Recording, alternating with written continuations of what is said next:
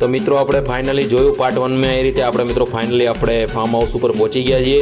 અહીંયા તમે જોઈ શકો છો આપણું જે ટ્રેક્ટર પડ્યું છે એની બાજુમાં આપણી ગાડી મેઇન ગેટથી આપણે એન્ટર થઈ રહ્યા છીએ અને આ આખું આપણું ફાર્મ હાઉસ છે અને અત્યારે ઘરનું કામ ચાલી રહ્યું છે અને અહીંયા પીવાના પાણીથી માંડી અને આપણે તબેલો છે એની અંદર ગાયો ભેંસો વાછરડા બધા છે અને આપણું ગોગા મહારાજનો લીમડો છે કે જેની અંદર વર્ષોથી જૂનો છે, લગભગ 150 વર્ષ જૂનો લીમડો છે ને આ આપણું અત્યારે કામ ચાલી રહ્યું છે। અહીંયા બધું ટાઇલ્સ ફિટિંગનું ને અને આ બધું આપણો તબેલાના બધા ગાયો ભેંસો છે, આપણું રેતી ને બધા સિમેન્ટનું કામ ચાલી રહ્યું છે આ અને અહીંયા પથ્થર ફિટિંગ ચાલુ છે, ઘસવાનું હજી ચાલુ છે ફાર્મ ઉપર અને આ તમે જોઈ શકો છો અલગ અલગ આપણા જે કમરા બનાવેલા છે એની અંદર આ રૂમ કે જ્યાં હજી ઘણું બધું કામ ચાલુ છે એટલે બધો સામાન આડાઅવળો પડ્યો છે। તો આ આપણો ફાર્મ હાઉસ ઉપર હમણાં જે નવું કામ ઘર બનાવ્યું એનું કામ ચાલુ જ છે હજી અને આ બહારનું લોકેશન આ જોઈ શકો છો। અહીંયા પણ આપણું ટ્રેક્ટર પડ્યું છે, આ ગોગા મહારાજનો લીમડો છે કે જે વર્ષો જૂનો છે, અહીંયા ચીકુડી છે, પછી જાંબુ અને આ સાઈડની અંદર પણ અહીંયા આપણું મોસ્ટલી લગભગ 150 ફૂટ એકમાં કામ ચાલુ છે અને આ આપણી ચીકુડી છે, આ જાંબુ છે। અહીંયા ફાર્મ ઉપર સરસ મજાના ઝાડવા સાથે એક આનંદ ઉભરાય એવું વાતાવરણ છે અને અહીંયા આપણે આ લીલી ડુંગળી વાયેલી છે કે જે ઘરે શાકભાજી માટે। અહીંયા બાજુમાં શક્કરિયા છે કે જે જમીનની અંદર આપણે તમે જોઈ શકો છો ખાલી થોડાક વાયેલા છે છતાં કેટલા ફેલાઈને પોળા થઈ ગયા છે। તો આ આપણું એક સરસ મજાનું નેચરલ વાતાવરણ મિત્રો અને અહીંયા તમે જોઈ શકો છો વર્ષો જૂનું આપણું ગાડું પડ્યું છે, એની બાજુમાં આંબા ઉપર કેટલો મોર આવ્યો છે અને આ આપણો ગોગા મહારાજનો લીમડો અને અહીંયા આપણી રાઈ જોઈ શકો છો, સામે બોરીઓ પડી છે એ રાઈ આપણે આજે કઢાઈ છે થ્રેસરની અંદર અને એનું કઢાયા પછી બોરીઓ ભરીને રાખેલી છે, હવે એને આપણે માર્કેટમાં મોકલવાની છે। તો આજે જો બપોરે થ્રેસર આવ્યું હતું અને એની અંદર આપણે થ્રેસરની અંદર જે રાઈ કાપ્યા પછી એનો ઢગલો કર્યો એને કઢાઈ અને આ એના આફ્ટર કઢાયા પછીના જે બીજ છે આપણે બોરીઓની અંદર ભરી દીધા છે। તો આખું આપણું રાઈ નો જે એક પહેલા નંબરનું ખેતર હતું એમાં આપણે રાઈ ક્લિયર કરી દીધી છે। આ એની કચરો છે કે જે આપણે પશુઓ માટે ખવડાવીએ છીએ અને એટલે ટૂંકમાં અહીંયા હવે આપણે મિત્રો રાઈ નીકળ્યા પછી આજે બાકી વધેલા છે આ ઢગલો દેખાય એમાં આપણે હવે આગ લગાવીને અને બાળી દઈશું અને અહીંયા ટ્રેક્ટર દ્વારા ખેડી અને અહીંયા પાછું આપણે ઉનાળુ બાજરી વાવવાનું થશે। અહીંયા ફુવારા છે બધા લેવા પડશે, આ પાઇપો ગોઠવેલી છે અને સામે તમે જોઈ રહ્યા છો મિત્રો ઘઉં વાવેલા છે, એની બાજુમાં જે લસકો કહેવાય એ છે ભેંસોના ચારા માટે અને એની અંદર પણ તમે ફુવારા જોઈ શકો છો। તો આપણું સરસ મજાનું ગ્રીનરીવાળું લોકેશન આપણા ફાર્મ ઉપર છે કે જ્યાં તમને આમ મેન્ટલી એટલી પીસ મળે અને તમને મજા આવી જાય। તો આપણા ઘઉં આવેલા છે આ બાજુના ખેતરની અંદર અને એની બાજુની અંદર પશુ ભેંસો ગાયો માટે ચારો આવેલો છે, આ તમે જોઈ શકો છો અને સરસ મજાનું ગ્રીનરી છે કે ત્યાં તમારે ફોટોગ્રાફીથી માંડી અને બધું કરવું હોય તો પણ તમે કરી શકો છો। અને આ ઘઉં છે, આ ઘઉંની એક અને ઊંબી કહેવાય મિત્રો, ઊંબી લઈને આપણે ઘઉંના દાણાને ચેક કરીશું। તો આ તમે જોઈ શકો છો ઘણા બધા ઘઉં વાવેલા છે, એની અંદર હજી પાકવામાં 15 દિવસની વાર છે, એ પાકી જશે એટલે પછી આપણે એને પણ કાપવાનો ટાઈમ આવી જશે અને એને બધા પછી ભેગા કરીને એને પણ કઢાવવામાં આવશે। તો આ આપણું ઘરે જેટલા જરૂરિયાત છે એટલા આપણે એનાથી વધારે ઘઉં થઈ જશે। સરસ પાક થઈ ગયો છે ઘઉંનો પણ રેડી, હવે 15 દિવસમાં કટ થઈ જશે અને આ બાજુ અહીંયા તમે જોઈ શકો આ છે આપણા ગાયો ભેંસો માટે ચારો ચારે બાજુ, બરાબર।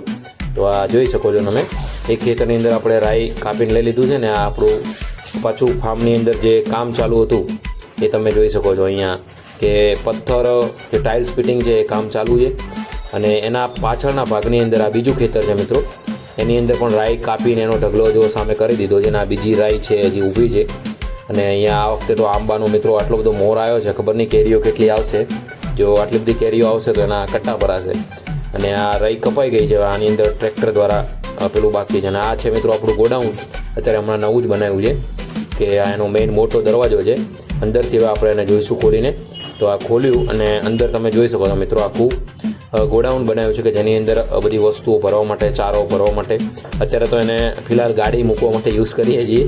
તો આ જોઈ શકો છો હવે આ પાક બધો લીધો એનો જે બધી ચાર છે એ બધી આની અંદર આ ગોડાઉનમાં ભરશે અને એનો બહુ સરસ યુઝ થઈ ગયો છે અને બહુ મોટું ગોડાઉન છે જેની અંદર ઘણો બધો માલ સામાન આવી જશે।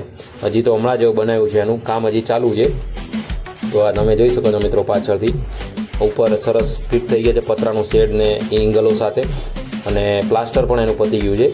હવે એની અંદર નાખશે ને એની બાજુની અંદર આ બીજી લીલી ડુંગળી વાવેલી છે કે જે આપણા ખાવાના યુઝ માટે. તો સરસ મજાની તમે જોઈ શકો છો કે એની અંદર આપણે ઘણા બધા બનાવી શકીએ. આ ચીકુડી છે, સામે આપણું લીંબુડી ઊભી છે, અને આ બીજું જે પાછળથી હમણાં તમને રાઈ બતાવી હતી આખું મોટું ખેતર છે એના આ સાઈડના ભાગમાં આવીને હું તરું. સામે ઢગલો પડ્યો છે, એની બાજુમાં બીજી રાઈ ઊભી છે. તો હવે આ પણ થ્રેસર આવશે ત્યારે આને પણ કટાવવાની છે, અને પાછું આને પણ કટાઈને માર્કેટ મોકલવાની થશે. તો આ સરસ મજાનું આપણું લોકેશન છે આપણા ફાર્મનું. ને આ બીજા બાજુના ખેતરની અંદર મિત્રો એરંડા અને રાઈ હજી ઊભી છે. આ રાજગરો છે કે જે હજી એનો પાક કમ્પ્લીટ થયો નથી. આ દિવેલા એરંડા છે, અને આ એની બાજુમાં એક ખેતરની અંદર રાઈ હજી કાપવાની બાકી છે. તમે જોઈ શકો છો આ રાઈના દાણા કે જે એની ફળી આવે છે એ લઈ અને આપણે ટ્રાય કર્યો છે. એની જ બાજુના ખેતરમાં આડીને મિત્રો આ કપાઈ ગયેલી રાઈ છે કે જે સુકાવા માટે રાખી છે. એના બી દાણા તમે જોઈ શકો છો. તો આ સરસ મજાનું આપણું ફાર્મ કે જેની અંદર અલગ અલગ પાક તૈયાર થઈ અને કાપણી ઉપર આવી ગયું છે. આ રાઈ તમે જોઈ શકો છો.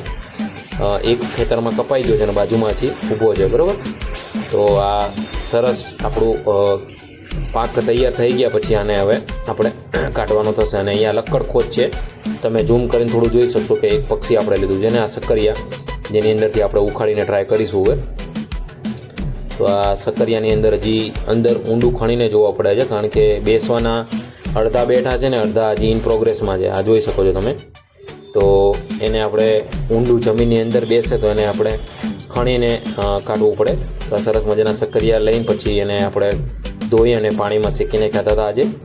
તો આ સક્કરિયા તમે જોઈ શકો છો અલગ અલગ, અને એની અંદરથી જો બધા ઉખાડવા જઈએ તો ઘણા બધા આખી તગારું ભરાય એટલે સક્કરિયા નીકળે એમ હતા. તો આ સરસ મજાનું આપણું એક એક વસ્તુ ઘરના ખાવા માટે આપણે વાવેલી છે કે જે રૂટીન યુઝમાં તમે લઈ શકો છો વિધાઉટ પેસ્ટિસાઇડ્સ, અને એનો તમે યુઝ કરી શકો છો રૂટીન ખાવાની અંદર. અને આ આપણે બાજુનું ખેતર છે મિત્રો, એક બીજું બાજુનું આ સુરત દાદા આથમી સનસેટ પોઈન્ટ કહીએ. આ ચબૂતરો આખું સાઈડનો વ્યૂ તમને બતાવું છું, જે સનસેટ વ્યૂ કહેવાય આપણો. તો અમારા ફાર્મનો સનસેટ વ્યૂ તમે જોઈ શકો છો. સરસ મજાનો સૂર્ય ભગવાન આથમી ગયા છે, સાંજના 5 વાગ્યા પછીનો ટાઈમ છે. અને અહીંથી તમે આ લોકેશન જોઈ શકો છો આખું સાંજનું પણ, કે ગાયો ભેંસોને ચારો નાખવાનો નંખાઈ ગયો છે અને સરસ એ પણ ખાઈ રહ્યા છે. અને આખું સરસ મજાનું પક્ષીઓ સાથેનું લોકેશન જોઈશું. અને આપણે જે રાઈ થ્રેસરમાં કઢાઈ હતી એને આપણે માર્કેટે હવે આ પિકઅપ વાનમાં મોકલીશું, તો એ તરત થઈ જશે. તો આ તો આજનો દિવસ, અને આ બીજો દિવસ મિત્રો ઉગી ગયો છે આપણે. અને વહેલા ઉઠી સવારે ફટાફટ અને સરસ મજાનું આ ફાર્મનું વાતાવરણ ઉપર આનંદ સાથે મેન્ટલી પીસ સાથે ફટાફટ બ્રશ કરી અને આજે સવારનું જે મોર્નિંગ વ્યૂ છે એ પણ તમને બતાવીશ મિત્રો. હવે અહીંથી આપણે જઈશું આ મોર્નિંગ વ્યૂની અંદર. તમે જોઈ શકો છો સરસ મજાનો સવારનો સૂરજ દાદા ઉગી ગયા છે, એના પછી તડકો સરસ લહેરાઈ રહ્યો છે અને એકદમ હળવું હળવું વાતાવરણ છે, સરસ તમને મજા આવે એવું. તો આ આપણું મોર્નિંગ વ્યૂ છે, બધા ખેતરોનું એક એક વ્યૂ તમને બતાવી ગયું. હવે આપણે બનાવીશું ચા.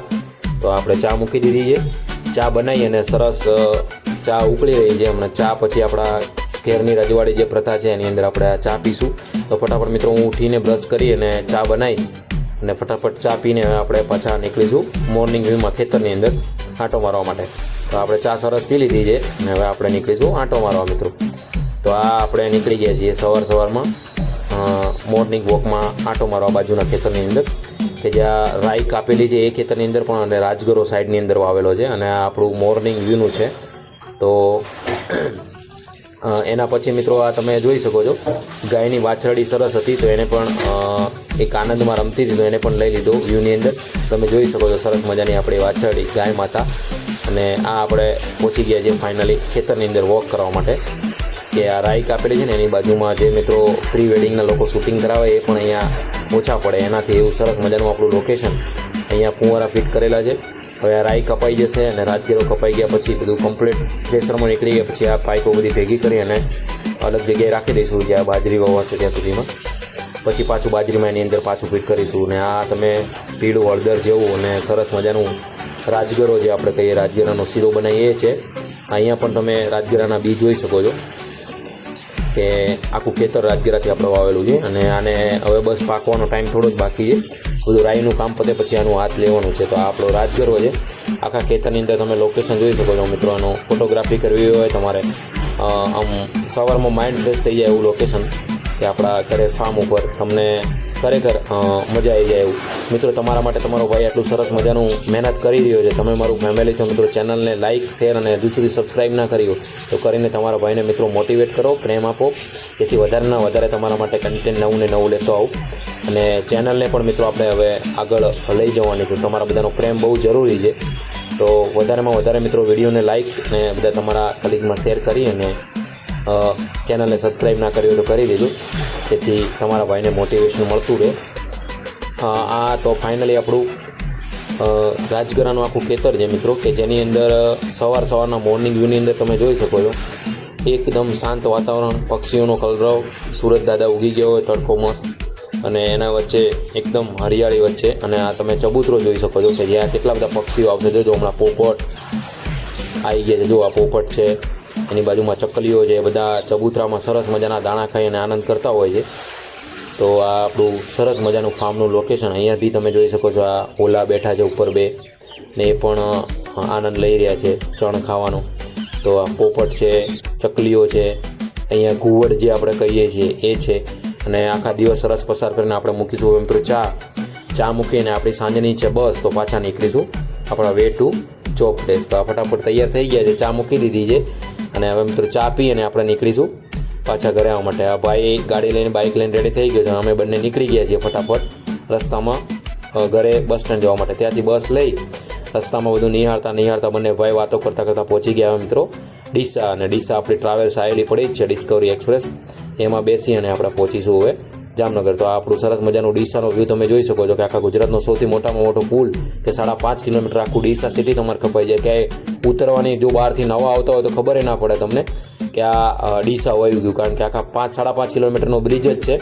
એન્ટર થાવ ત્યાંથી માંડીને એક્ઝિટ થાવ ત્યાં સુધી આખો આ બ્રિજ જ છે. અને સુરત દાદા આ થવાની તૈયારી, આપણી બસ હવે ઉપડી ગઈ છે અને આપણે બસમાં બેસી ગયા. પછી સરસ મજાનો હવે થેલો બેલો મૂકી દીધો છે અને આ બેસી ગયા છીએ. અને રાત્રે 12:30-1 વાગે મિત્રો આપણી કનૈયા હોટલે બસ ઊભી રહી ગઈ છે. હવે અહીંયા નાસ્તો બાસ્તો કર્યો અને ચા પીને હવે આપણે સૂઈ જઈશું અને પહોંચીશું પાછા જામનગર. તો મિત્રો સરસ મજાનો આખો આપણો વ્લોગ પાર્ટ 1 અને પાર્ટ 2 તમને સરસ મજા આવી હોય તો મિત્રો વિડીયોને લાઇક શેર અને ચેનલને સબસ્ક્રાઈબ કરી દેજો અને તમારા ભાઈને મિત્રો પ્રેમ આપીને મોટિવેટ કરતા રહેજો. જય દ્વારકાધીશ મિત્રો.